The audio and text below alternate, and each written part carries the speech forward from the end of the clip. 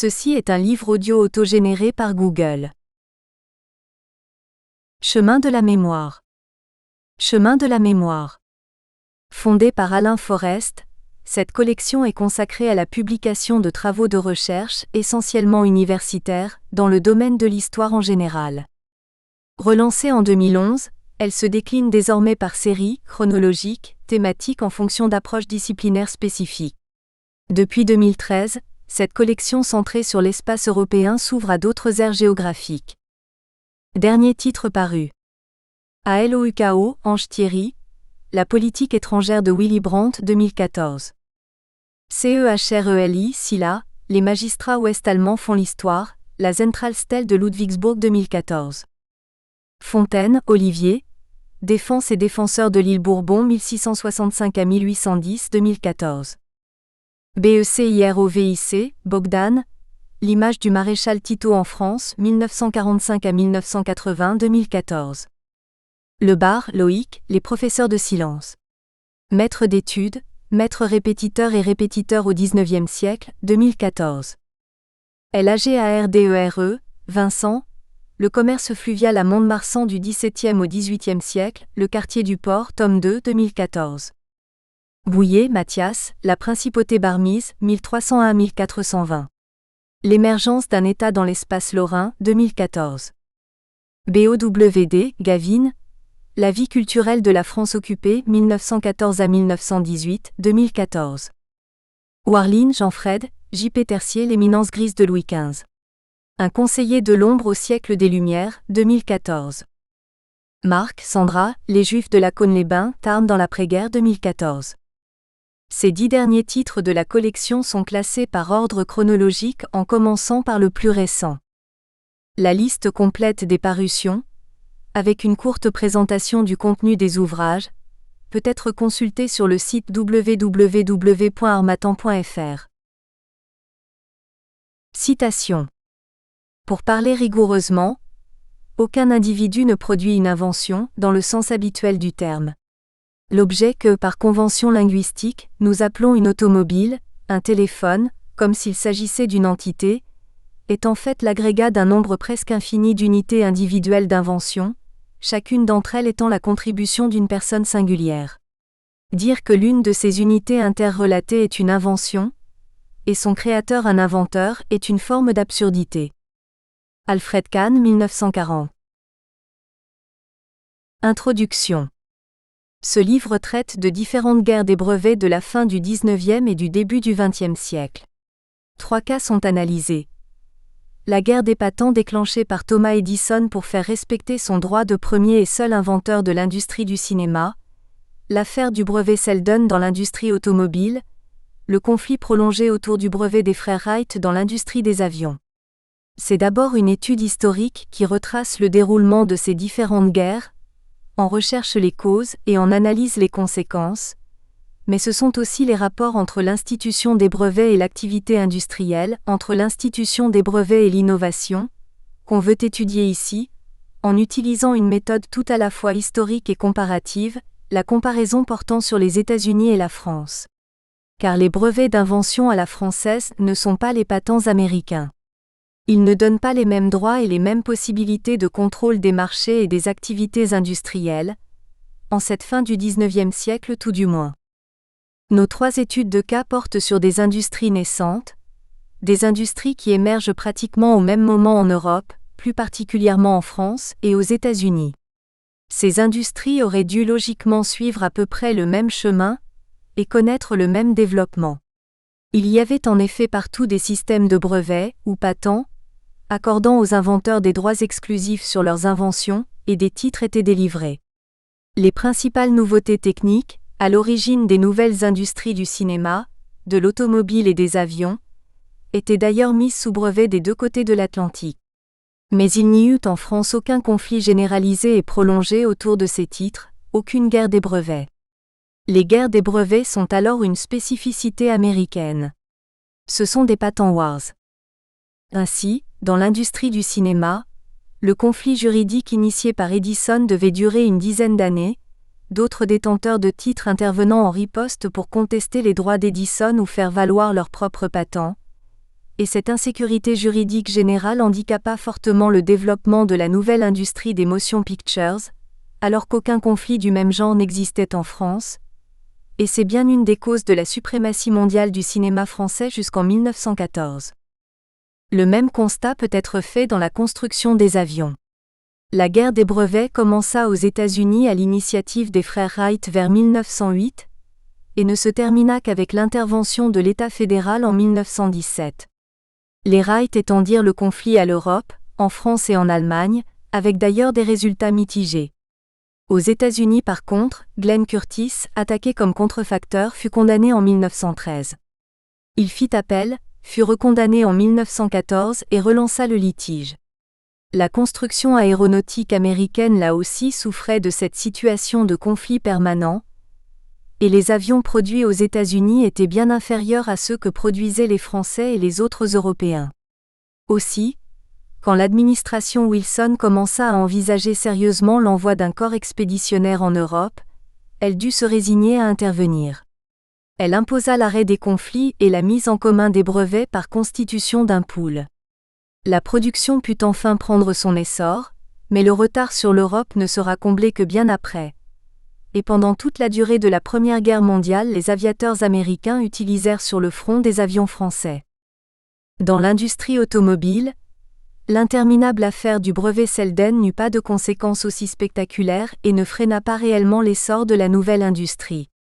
Mais la plupart des constructeurs d'automobiles américains, jugeant que les seuls vainqueurs de ce type de conflit étaient les avocats et les hommes de loi, décidèrent une fois ce conflit terminé la neutralisation de leurs patents respectifs et leur mise en commun avec la constitution d'un accord de licence croisée royalty-free. Parallèlement et de manière plus radicale, Henry Ford pratiqua une politique d'abolition proclamée des patents. L'accord de licence croisée de l'industrie automobile fut d'ailleurs le modèle pour celui mis en place peu après dans l'industrie des avions. Dans l'industrie du cinéma, la guerre se termina aussi par la formation d'un pool de brevets, la Motion Patent Picture Company, 1908, mais l'objectif était bien différent. Il s'agissait de créer un cartel afin de contrôler les marchés de la nouvelle industrie, en prélevant des taxes à tous les stades de la filière. Cette MPPC fut combattue par les producteurs indépendants, dans une deuxième guerre des patents et déclarée finalement illégale au titre de la loi Sherman en 1915. On voit qu'il y a bien des points communs entre ces trois cas, et aussi des différences qu'il faudra analyser. On avait ici trois industries nouvelles reposant toutes trois sur des éléments techniques cruciaux pour l'activité industrielle. Et ces éléments techniques venaient d'être inventés et étaient pour la plupart sous brevet. La définition de l'invention et des droits accordés, plus ou moins large, plus ou moins exclusif, intervient alors directement. De même, les pratiques de l'administration, les procédures d'examen par l'Office américain des patents par exemple, les procédures de règlement et de gestion des conflits par les tribunaux et les avocats spécialisés.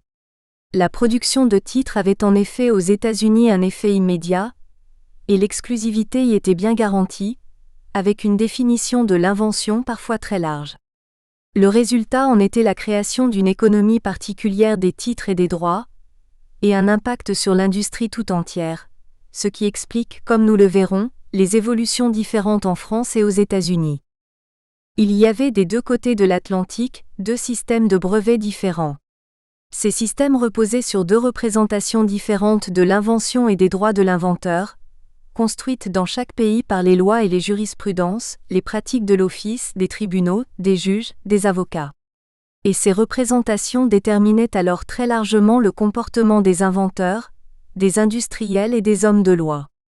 C'est cette différence qui explique l'éclatement et le déroulement des guerres américaines des patents, et l'absence de tels conflits en France, avec ensuite la nécessité pour établir une paix des patents, de neutraliser ou abolir localement l'institution des brevets par la création de pools, et en dehors de toute situation de conflit, c'est cette même différence qui explique l'existence aux États-Unis de stratégies d'entreprise et de modèles économiques particuliers directement dérivés de l'économie des titres.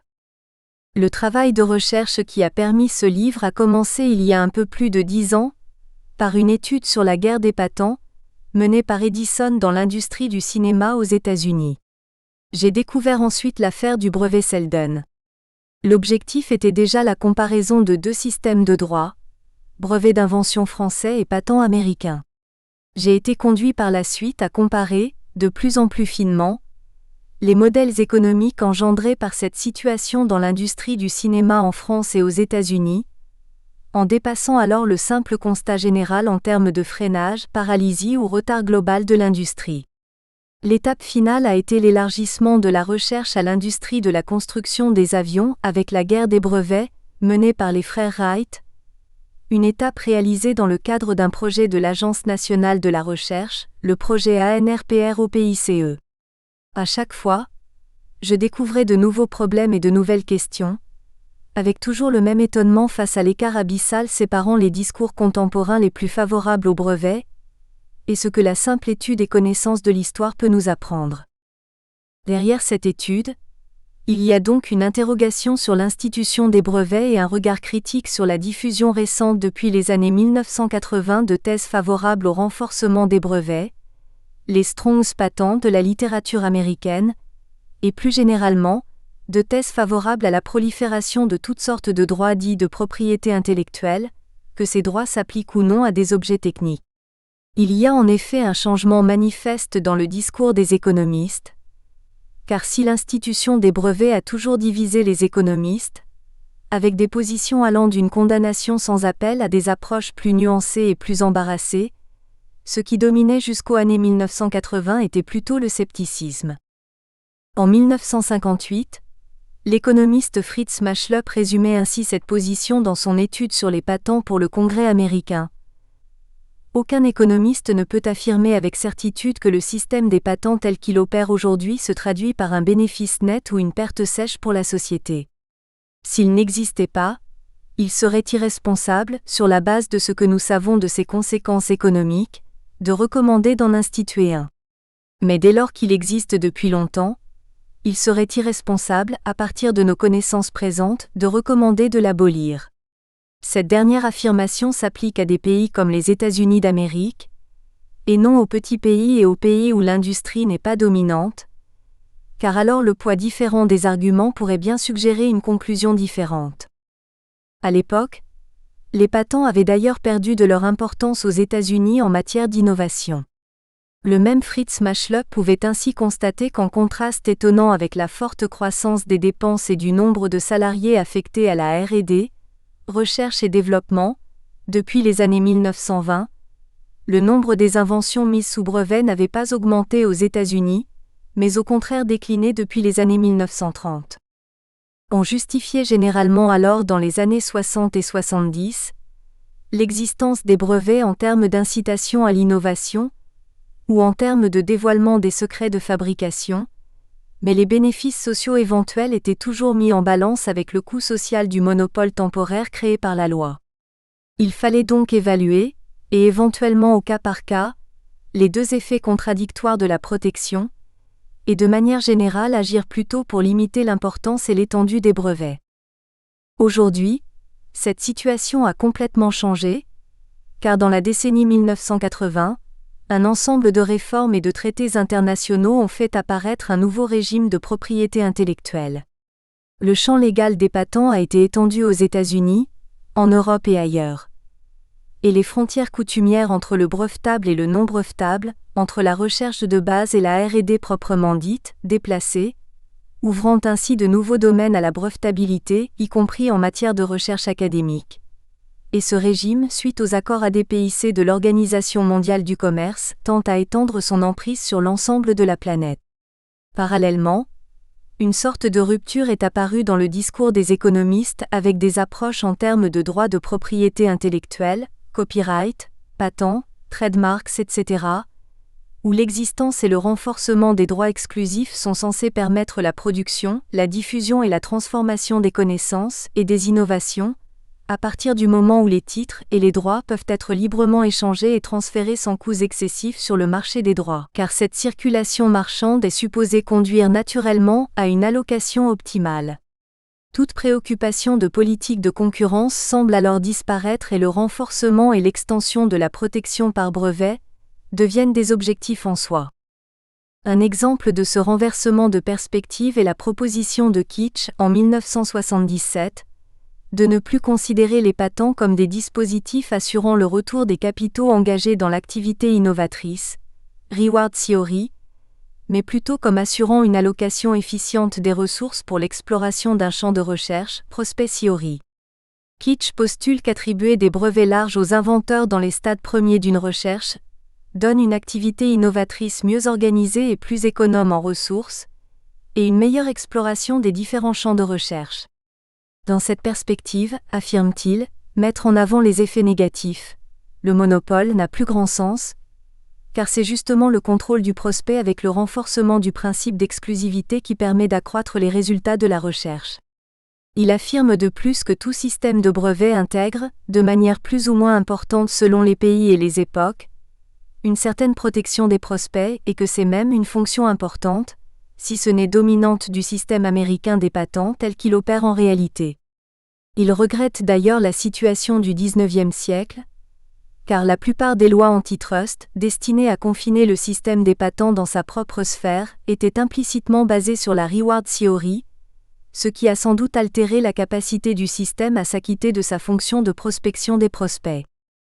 Notre étude historique nous a fait découvrir cependant une réalité bien différente de ce que postulent les partisans du renforcement et de la généralisation des brevets. Ce renforcement est plutôt une cause d'insécurité juridique et de guerre des patents, et partant de freinage et de paralysie de l'industrie. Et dans la mesure où ces brevets intègrent un élément de protection et de préemption des champs de recherche, les prospects, cela affecte aussi négativement l'innovation. Le seul moyen d'échapper à cette situation est alors la neutralisation des patents et des droits exclusifs, par la création d'un certain type de pool par les industriels eux-mêmes. Plus petit que c'est, plus grand que. La première partie du livre traitera de la question suivante. Pourquoi y a-t-il à la fin du XIXe siècle des guerres des patents aux États-Unis et pas de guerre des brevets en France? Je comparerai donc dans un premier temps le système des brevets d'invention français et le système américain des patents, et la représentation de l'invention dans ces deux pays. Et je retracerai ensuite le déroulement des trois guerres aux États-Unis, dans l'industrie des motion pictures, dans l'industrie automobile et dans l'industrie des avions.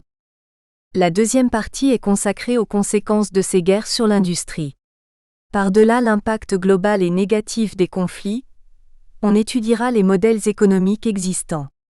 On trouve en effet aux États-Unis, et aux États-Unis seulement, des modèles économiques spécifiques fondés sur la détention, la valorisation et l'exploitation des titres, très différents des modèles économiques purement industriels. On découvrira aussi dans l'industrie naissante de l'aviation en France un ensemble de règles et d'institutions dopant l'innovation, le système des prix et des concours, avec des formes de partage et de mise en commun de fait des innovations, à l'inverse du principe des droits exclusifs. La troisième et dernière partie traitera des sorties du conflit et de l'établissement d'une certaine paix des patents, par la création de pools. D'une industrie à l'autre, ces pools étaient fort différents, en particulier vis-à-vis des questions soulevées par la nouvelle politique antitrust issue de la loi Sherman de 1890. Cela allait en effet du cartel des titulaires de titres à des accords de neutralisation et abolition locale du système des brevets. Première partie, une spécificité américaine, la guerre des brevets. Chapitre 1, la représentation de l'invention, le cas français. Partout où elle existe, l'institution des brevets a comme finalité officielle d'encourager l'innovation et l'industrie, en accordant à ceux qui découvrent ou inventent quelque chose de nouveau dans le domaine technique une récompense sous la forme d'un droit exclusif, ou monopole, sur l'utilisation et l'exploitation de leur invention. Ce droit est limité dans le temps.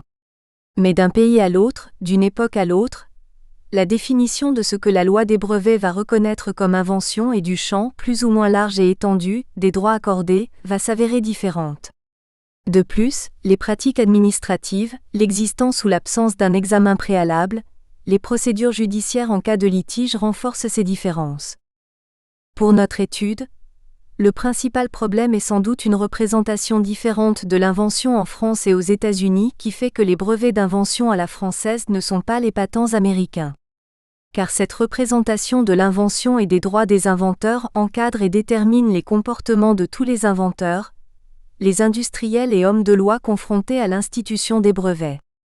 Dans cette première partie, nous allons analyser cette différence de représentation, ce qui devrait permettre de comprendre pourquoi le phénomène de la guerre des brevets a frappé plutôt les États-Unis que les autres pays.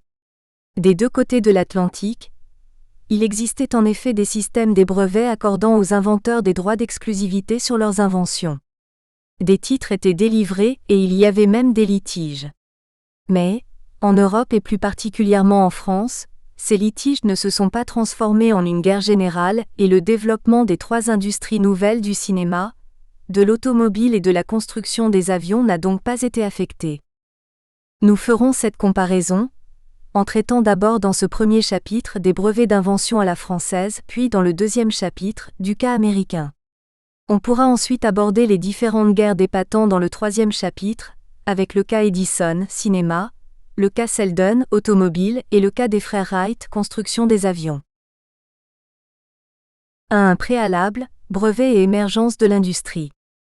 Avant d'analyser les brevets d'invention à la française de la fin du XIXe siècle, il faut d'abord noter que le terme invention, aujourd'hui comme hier, est susceptible de prendre trois sens différents qui se chevauchent et se contredisent. 1.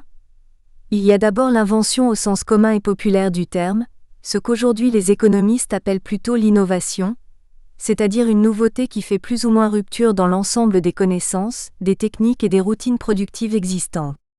On est alors dans l'univers du changement technique et de la recherche, ou directement dans l'industrie. Cette rupture est parfois radicale, mais de manière plus fréquente. Le changement des techniques se fait de manière continue et incrémentale, les innovations successives s'enchaînant les unes avec les autres. C'est un processus collectif de transformation où les connaissances issues du passé jouent un rôle fondamental, tout comme les découvertes et expérimentations en parallèle, ainsi que la connaissance par les différents innovateurs des expériences, succès ou échecs, des autres inventeurs. 2. Il y a aussi l'invention au sens juridique, avec d'un pays à l'autre des traditions et des philosophies différentes. Cette définition, propre aux juristes, distingue et isole certains éléments particuliers dans l'ensemble des innovations et des techniques, en attribuant de surcroît ces éléments à des individus dénommés inventeurs. De manière assez évidente, le premier sens du terme invention et le deuxième ne coïncident guère, même quand on laisse de côté tout ce qui selon la loi du moment n'est pas brevetable mais appartient pourtant incontestablement au domaine des connaissances techniques et de l'innovation. Car la philosophie est différente, et on ne définit pas alors de la même manière l'invention, la chose connue ou la nouveauté. Un juge peut ainsi invoquer un brevet, une chose connue pour la loi, que tous les inventeurs du moment ignorent, et par là même une invention qui n'a joué aucun rôle dans la genèse effective du dispositif technique en discussion. C'est ce que faisait par exemple le juge Wallace en 1902 quand il annulait les revendications, les clins, du patent d'Edison. Il cite alors deux brevets français, Ducos, de Horon et Le Prince, dont personne ne s'était jamais inspiré. Mais quand le même juge parle des travaux d'Étienne Marey, point de départ d'une partie de l'invention finale d'Edison, le problème est bien différent, car il existe bien ici une filiation effective et directe. 3. Le troisième sens du terme invention intéresse avant tout le propriétaire du brevet ou ses avocats. C'est l'invention sous l'angle de la propriété et de la valeur marchande et spéculative du titre, l'invention comme revendication d'un monopole, avec la possibilité d'organiser des prélèvements sur l'activité des autres ou d'interdire à ceux-ci telle ou telle activité économique. Au départ, le détenteur d'un brevet est bien la plupart du temps un innovateur et un inventeur au sens commun, ordinaire et populaire du terme, mais une fois le titre produit et accordé, il n'est plus dans l'univers de la recherche, de l'expérimentation ou de la mise au point de son invention, mais dans un univers différent où ce qui compte est la valeur et la force du droit obtenu. Il est l'objet d'une mutation, étant maintenant propriétaire d'un actif, d'une valeur plus ou moins importante et plus ou moins valorisable, ce qui pour une part est fonction de la définition juridique de l'invention, avec la possibilité ou non d'imposer cette définition aux autres. Cette troisième conception de l'invention est au cœur des différentes guerres des patents que nous allons étudier. Mais les trois sens du terme invention vont influer sur les processus d'émergence et de mise en place des nouvelles industries. Il faut donc évoquer ici en préalable le contexte de l'industrie émergente. C'est par définition une industrie nouvelle en voie de constitution, ce qui implique l'existence d'innovations multiples et combinées. On peut distinguer ici deux sortes d'innovations, les innovations de nature technique, dont certaines sont brevetables, et les autres qui ne sont pas réellement brevetables aux yeux des juristes. Dans la situation d'émergence et de développement initial de l'industrie, tout ou presque est objet d'innovation. La vision rétrospective, historique, que nous pouvons avoir aujourd'hui de la naissance des industries du cinéma, de l'automobile ou des avions, comme suivant un chemin en quelque sorte prédéterminé et quelque peu évident, ne doit pas nous tromper.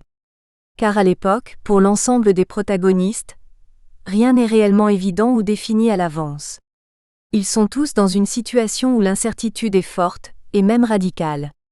Il fallait en effet définir les produits, et découvrir les marchés qui assureraient l'expansion de l'industrie et permettraient l'investissement des capitaux.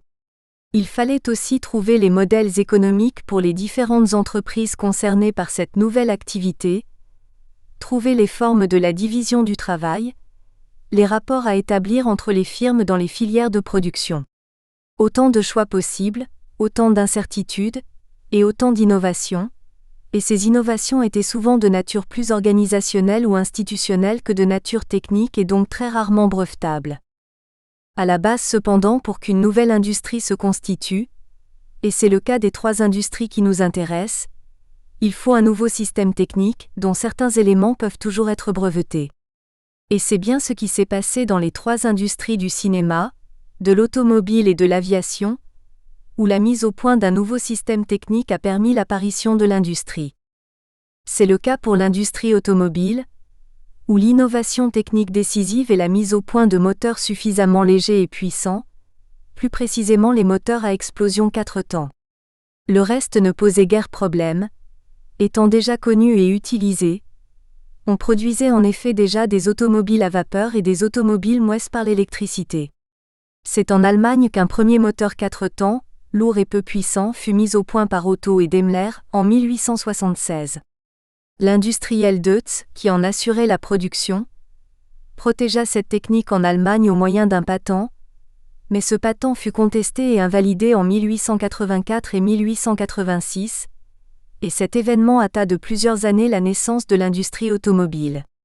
Les principes du moteur 4 temps entrèrent alors dans le domaine public, et les recherches en vue d'améliorer les performances purent donc continuer. Daimler et son assistant travaillèrent alors à leur tour à la mise au point d'un moteur plus léger et plus puissant que le moteur Otto, lequel devait permettre dans ses multiples variantes la motorisation de toute la future industrie automobile. De la même façon, l'industrie du cinéma ne pouvait naître qu'une fois résolus les problèmes de la prise de vue, du film, et de la projection. Il fallait un système technique complet, constitué du film vierge, donnant le négatif et les copies positives, de la caméra, pour la prise de vue, du projecteur, pour l'organisation des séances de projection, plus quelques autres appareils moins importants comme les tireuses ou les perforatrices. Pour l'essentiel, il n'y avait là que la reprise d'éléments connus depuis longtemps. L'innovation-invention finale, une combinaison particulière de ces éléments avec un mécanisme d'entraînement original, ne représentait ainsi que le couronnement d'un long mouvement d'invention collective dont les origines lointaines remontaient à la fin du XVIIIe siècle. Ce fut aux États-Unis l'apport d'Edison, ou plutôt de son assistant Dickson comme l'a bien montré l'historien Hendrix, et en France celui des frères Lumière. Il en est de même pour l'industrie des avions, même si le problème était bien plus complexe par l'ampleur des questions qu'il fallait résoudre et la variété des innovations nécessaires. L'apport des frères Wright était important, décisif même, car il donnait la possibilité aux pilotes de contrôler les mouvements latéraux de l'avion, un problème jusqu'ici sous-estimé, négligé ou même nié par les autres pionniers de l'aviation. Mais comprendre ce problème et trouver sa solution, au moyen du gauchissement des ailes ou par un système d'ailerons, ne suffisait pas.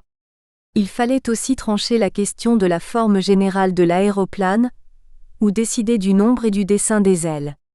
Et ici, les choix des frères Wright étaient loin d'être les meilleurs. Il fallait aussi mettre au point des moteurs adaptés et suffisamment puissants, dessiner des hélices, résoudre le problème des transmissions, du système de commande, du train d'atterrissage, etc. Dans la période qui va nous occuper, le système technique de l'avion est en effet encore très largement en définition, une définition tâtonnante, et cette définition se fait dans des domaines très divers, avec de multiples expérimentations en parallèle, la découverte des Wright ne représentant qu'un élément parmi d'autres. Le plus important ne fut d'ailleurs pas l'invention des Wright, mais bien plutôt les progrès en matière de moteur.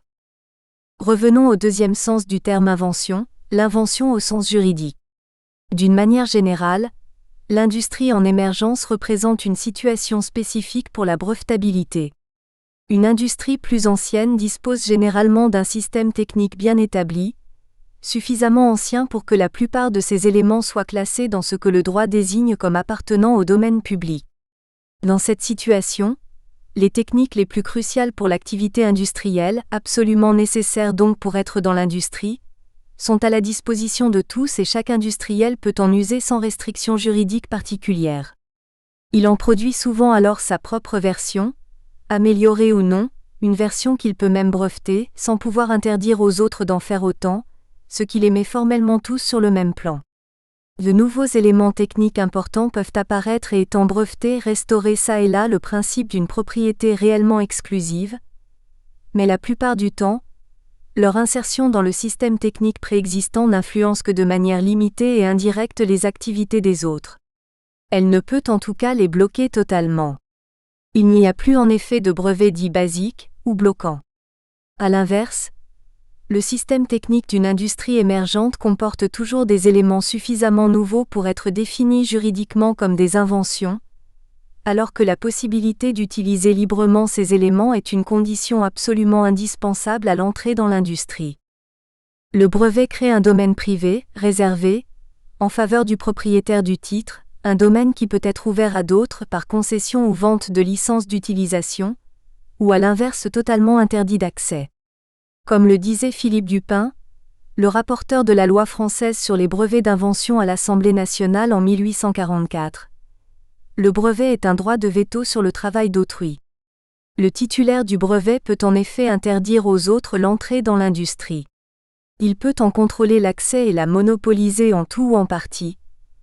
Et c'est cette possibilité, ce pouvoir, cette capacité de nuisance, qui en augmentant l'importance des enjeux économiques, est la cause fondamentale des guerres de brevets dans les industries émergentes, expliquant l'acharnement des différents protagonistes et l'étendue de leurs investissements dans l'économie des litiges.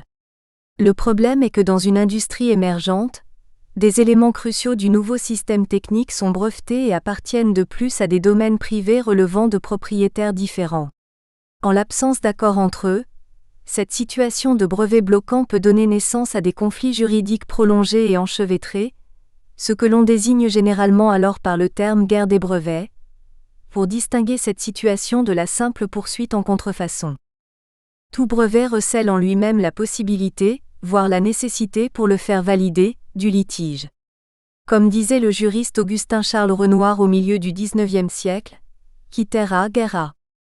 Qui brevéa, litigea. Mais la possibilité d'une guerre des brevets impose d'autres conditions. Un certain contexte avec l'existence de brevets basiques et une définition juridique de l'invention suffisamment large et étendue, avec des droits bien garantis accordés à l'inventeur, au titulaire du titre plutôt, lui donnant effectivement la possibilité de contrôler certaines activités et de les interdire aux autres. Mais la représentation juridique de l'invention était très différente en France et aux États-Unis, à la fin du XIXe siècle. Aux États-Unis, le titulaire d'un patent pouvait effectivement contrôler l'accès d'une industrie. Il pouvait la monopoliser en tout ou en partie, ce qui était en règle générale impossible en France. 2. Le brevet comme propriété industrielle limitée. Une caractéristique essentielle du système des brevets d'invention français est le fait que le brevet était délivré sans examen préalable, un système établi dès 1791, à l'imitation des pratiques anglaises, par refus du système antérieur des privilèges accordés de manière plus ou moins discrétionnaire par l'administration de l'Ancien Régime. Le brevet est accordé sur simple requête et c'est sans possibilité d'intervention et de refus, de la part de l'administration. C'est le système le plus libéral. L'administration ne doit pas juger du mérite de l'invention, affirme ainsi Becquet, commentant la loi de 1791 en 1817. Et sur ce point, pendant tout le XIXe siècle, les juristes français restent unanimes, défendant le principe du non-examen dans tous les congrès internationaux contre les Allemands, les Autrichiens, les Américains, les Russes, en affirmant qu'il s'agit du meilleur système possible, celui qui donne le moins de brevets annulés, le moins de procès en contrefaçon et la garantie la plus grande donnée aux inventeurs. Cela n'allait pas cependant sans quelques contradictions, puisque la loi française excluait du champ des brevets les plans et combinaisons financières, et les compositions pharmaceutiques et remèdes de toutes sortes. Ce point conduisit d'ailleurs à des débats prolongés dans les assemblées, en 1843 et 1844, et il fut alors clairement spécifié que le refus de l'administration ne pourrait porter que sur la description ou l'intitulé de la demande, sans examen réel sur le fond, car cet examen, seuls les tribunaux pouvaient éventuellement le faire. La loi de 1844 spécifie donc, article 11, les brevets seront délivrés sans examen préalable, au risque et péril des demandeurs, et sans garantie soit de la réalité, de la nouveauté ou du mérite de l'invention, soit de la fidélité ou de l'exactitude de la demande. Pour bien préciser les choses, la formule sans garantie du gouvernement, SGDG, était inscrite dans les brevets délivrés, une formule qu'il fallait obligatoirement rappeler dans toute publicité donnée soit au brevet, soit la qualité de breveté sous peine d'amende, article 33 de la loi de 1844. On refusait donc tout contrôle de l'État, et toute intervention de l'administration en la matière. Le système français des brevets d'invention français était donc très différent du système américain, où l'Office occupait une place centrale en délivrant des titres qui avaient immédiatement une réelle force opérationnelle. Le brevet d'invention français à l'inverse n'avait pas en lui-même de valeur juridique réelle et immédiate. Les droits accordés restaient conditionnels.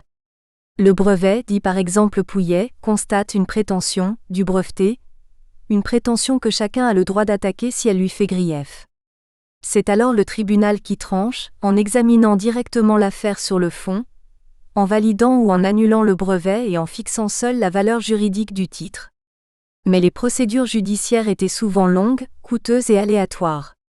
Dès que l'affaire semblait un peu embrouillée, en cas de revendication contradictoire par exemple ou de brevets antérieurs pouvant éventuellement servir de précédent, inventeurs et industriels préféraient généralement s'arranger entre eux en signant un compromis, et la plupart des situations de conflit se réglaient en dehors des tribunaux.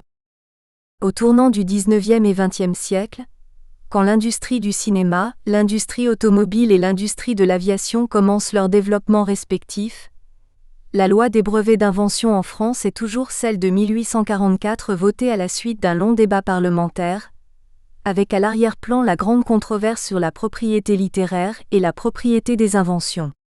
Les partisans des propriétés intellectuelles défendaient à l'époque la thèse selon laquelle les brevets, et les droits d'auteur, n'étaient qu'une reconnaissance d'un droit naturel des inventeurs sur leurs inventions et des auteurs sur leurs œuvres.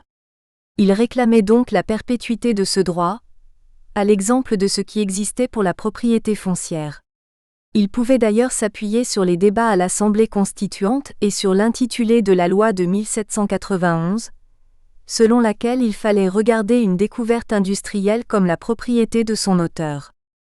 Mais, dès les années 1820, le juriste Renoir avait critiqué cette approche, en avançant que l'invention était un exercice de la pensée et échappait donc à toute appropriation véritable. Elle passe dans les esprits qui la reçoivent, sans cesser d'appartenir à l'esprit dont elle émane, comme le feu qui se communique et s'étend sans s'affaiblir à son foyer. Et il ajoutait, la perpétuité de privilèges sur les inventions rétrécirait le domaine de la pensée, grèverait de servitude indéfinie le champ de l'observation et de la science, tuerait l'émulation et les perfectionnements, chargerait les consommateurs d'un impôt indestructible. Les inventeurs rendaient cependant service à la société en enrichissant par leur travail le vaste fond des idées, affirmait Renoir. Ils devaient donc être récompensés et rémunérés, ce qui était justement le but du droit des brevets qui créait une jouissance réservée et temporaire en leur faveur. Cette analyse, qui niait le principe même d'une propriété intellectuelle pour pouvoir limiter celle-ci dans le temps, eut une influence déterminante pour la construction du droit des brevets d'invention en France. Ainsi, le rapporteur de la loi de 1844 à la Chambre des députés, Philippe Dupin, reprit l'argumentation de Renoir, en expliquant pourquoi la nouvelle loi rejetait la formule de la loi précédente, de 1791. La formule antérieure était une contradiction et une absurdité, puisque le droit effectivement accordé n'était que temporaire. Alors qu'un des caractères essentiels et dominants de la propriété, c'est la perpétuité. Au demeurant, une fois émise, une idée n'est plus susceptible de cette jouissance exclusive et jalouse qu'on appelle propriété. Celui qui l'acquiert ne l'enlève pas à celui qui l'avait acquise avant lui. À l'inverse des choses matérielles que la propriété concentre dans la main d'un seul, elle demeure entière pour chacun, quoique partagée entre un grand nombre. Elle est comme l'air que tous respirent, comme la lumière qui luit pour tous. De plus, avec le brevet, l'inventeur peut exclure les autres travailleurs du bénéfice d'une création semblable. Il obtient la faculté d'enchaîner leurs bras, on lui livre la liberté d'autrui, on crée en sa faveur une exception à cette grande règle de l'indépendance du travail qui est une des plus belles et des plus utiles conquêtes de la Révolution. Le brevet est un droit de veto sur le travail d'autrui. La récompense due à l'inventeur devait donc être limitée et encadrée. Nous espérons que vous avez apprécié cet aperçu. Pour continuer à écouter ce livre audio sur Google Play Livres, utilisez le lien dans la description de la vidéo.